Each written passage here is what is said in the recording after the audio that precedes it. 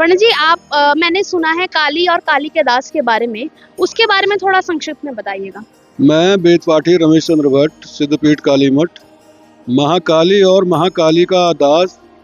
कवि कुलगुरु प्राज्ञाम रसिद्धम कवीश्वरम कालिदासम महाकवि। इस स्थान में महाकवि कालिदास ने महाजगत जननी भगवती सरस्वती की आराधना की और यहाँ पर महासरस्वती ने महाकवि कालिदास को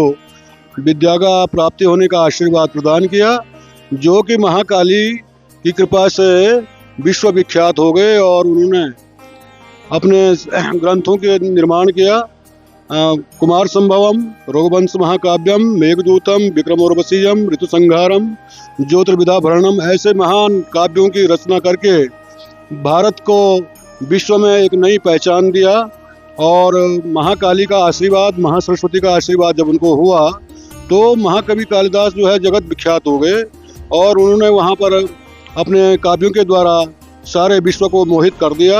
और भगवान शंकर के प्रति उनकी और महाकाली के प्रति अटूट श्रद्धा और विश्वास रहा। तो मेघदूत जो उनका महाकाव्य है, उस मेघदूत के द्वारा उन्होंने गढ़वाल का सुंदर भौगोलिक चित्रण किया और यहाँ का वैशिष्ट्य का अलग ही परिवेश बताया कि बकरा पंथा यदि भविता पावनश्चानुकूले, टेढ़े मेढ़े रास्ते आपको हरिद्वार से ही ऊपर मिलेंगे। तो अतः कालिदास अपने मेघदूत को दूत बना करके अपनी प्रियतमा विद्योत्मा को संदेश भेजता है कि आप जो है कनखल से होते हुए, बद्रिकाश्रम से होते हुए, तुंगनाथ को होते हुए, कालीशिला पर्वत पर होते हुए, भगवान आशुतोष नील लोहित केदारेश्वर के दर्शन करते हुए आप कबीठा में जा करके मेरी जन्मभूमि में मेरी प्रियांगना को मेरा संदेश दें। तो भगवती महाकाली की कृपा से ही कालिदास को विश्व कवि का होने का गौरव प्राप्त हुआ और भगवती का सरस्वती का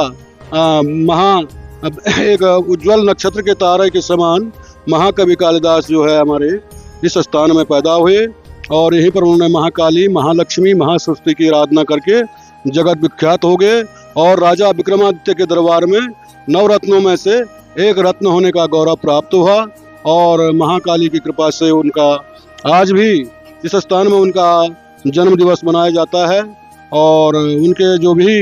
आषाढ़स्य प्रथम दिवसे मेघमास निशानो बप्रा क्रीड़ा परिणित गजा प्रेक्षणीयम दर्शः। मेघदूत में जो उन्होंने आषाढ़ मास का जो वर्णन किया है, उस दिन यहाँ पर भगवती का पूजन होता है और भगवती का अभिषेक किया जाता है और जगत कल्याण के लिए, विश्व का कल्याण करने के लिए भगवती से प्रार्थना की जाती है। इन्हीं शब्दों के साथ जय महाकाली, जय महाकालिदास। धन्यवाद बहुत बहुत पंडित जी, एक जानकारी और हमें पता लगी इस मंदिर के बारे में, उसके लिए पंडित जी को हम बहुत ज़्यादा धन्यवाद करते हैं और आगे बढ़ते हैं थोड़ा।